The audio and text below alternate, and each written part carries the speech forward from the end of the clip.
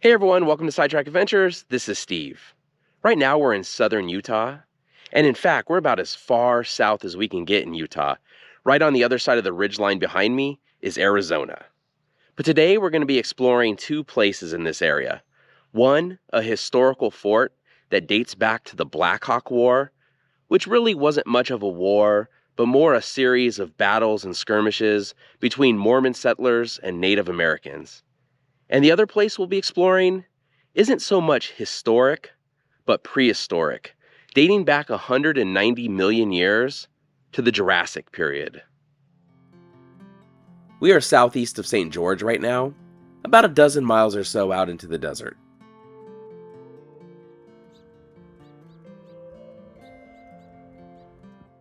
There's Fort Pearce on the hill above us.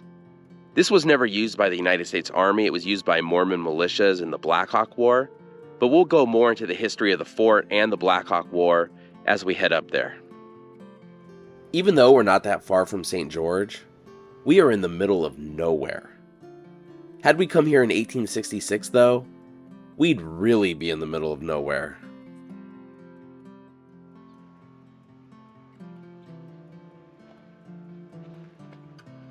As I mentioned, this fort was built during what was called the Black Hawk War. As Mormon settlers expanded through Utah, their livestock pushed out the game that Native Americans relied on to survive. So the natives began to rely more and more on raiding the settlers' livestock. Eventually, both the natives and the settlers determined they couldn't live together peacefully.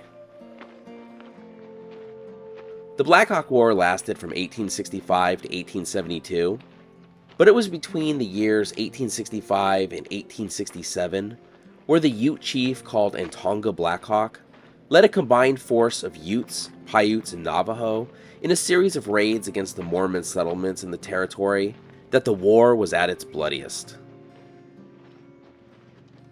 This fort was constructed in 1866 and named for the Indian hunter Captain John D.L. Pierce, who selected the site.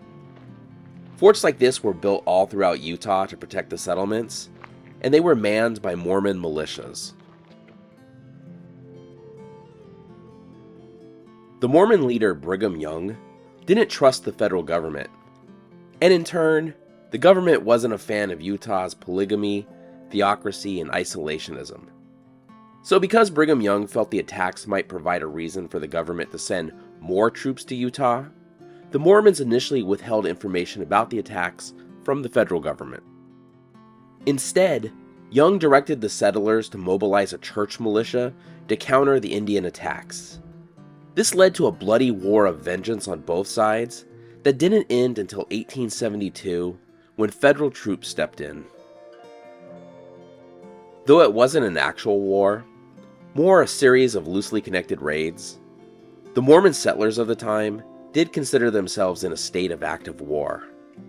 Unfortunately, this led to the indiscriminate killing of local natives, even villages that weren't involved in the raids, including the killing of women and children. For example, near Circleville, the settlers executed everyone in a friendly Paiute village after tricking them into coming into town.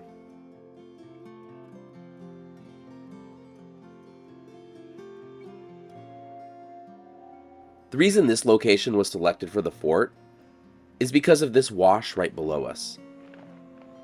Navajo would use it in order to sneak into the Mormon settlements to raid livestock. Right below us was a gathering place for the natives.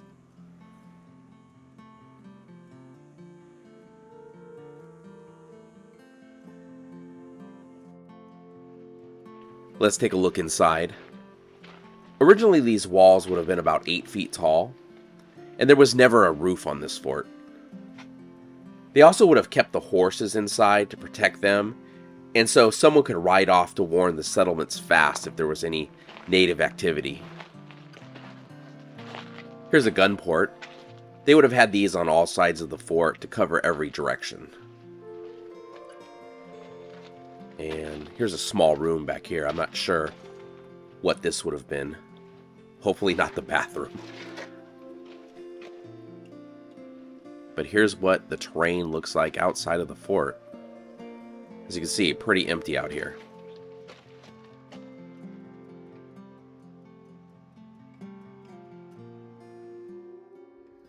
There were never actually any battles at this fort. The raids that led to the construction of these forts saw about 70 Mormon settlers killed and over 100 natives. The Black Hawk War ended up being pretty disastrous for the native population of the area as a whole, as their numbers were greatly diminished afterwards.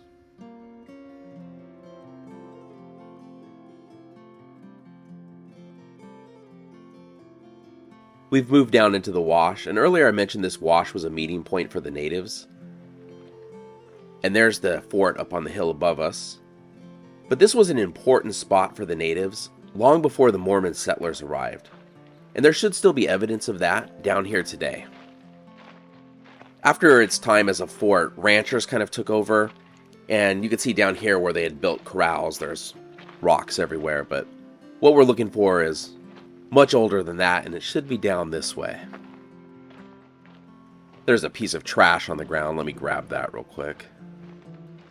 Even out here in the middle of nowhere, you can't get away from an Arby's napkin.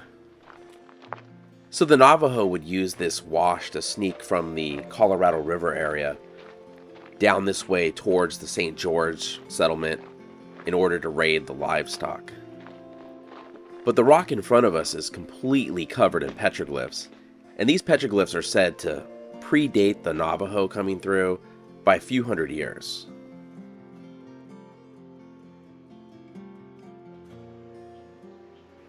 These are incredible, and it's thought that these date back 500 years or more.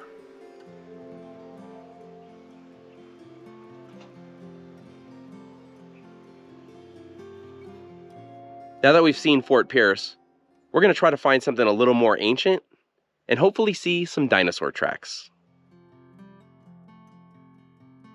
We need to head about 3.5 miles to the northeast.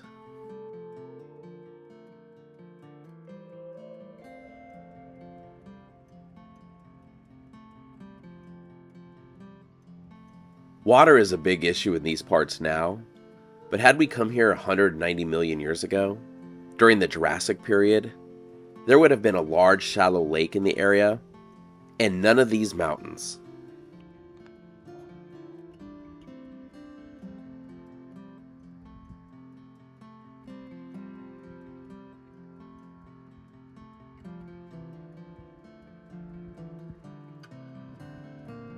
We must be close to the tracks. It looks like there's an interpretive sign down below us. Good thing the dinosaurs didn't destroy that when they walked through. Around 190 million years ago, this would have been the muddy shore of an ancient lake, and the soft wet sand at the time would have been great for preserving footprints. It's really hard to imagine what the world of 190 million years ago would have looked like. The animals would be completely different than anything we have now. There would be no flowers, no grasses. Some of my jokes would only be a few years old. It looks like there's a little wall around this section. This must be where we'll find the footprints.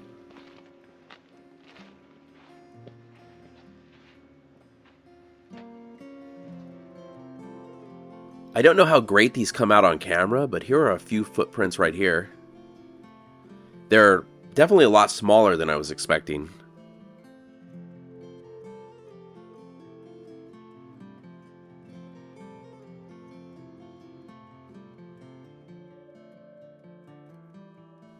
The kiosk has a map showing where all the footprints are at. It says there are over 400 of them here.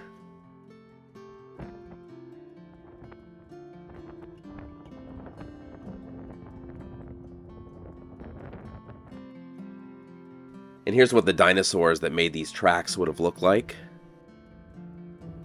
Dilophosaurus and Megapnosaurus.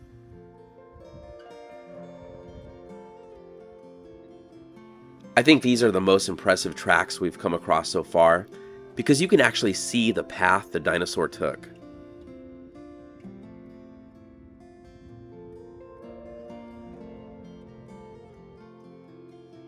Maybe someday, someone will find this guy's tracks.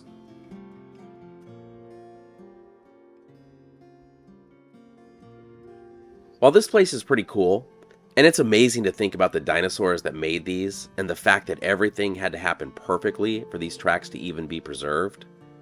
We went to the dinosaur discovery site in St. George earlier, which was also built on top of dinosaur tracks, and those tracks were far more impressive, to be honest.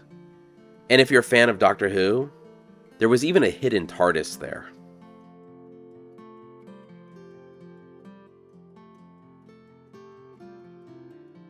Still, it was totally worth coming out here for the scenery alone. And really, you only get so many chances to see dinosaur tracks. So that's our look at Fort Pearce and the Warner Valley Dinosaur tracks. Thank you so much for watching. If you enjoyed the video, please give it a thumbs up. Consider subscribing. And will you see us next week? You bet Jurassic.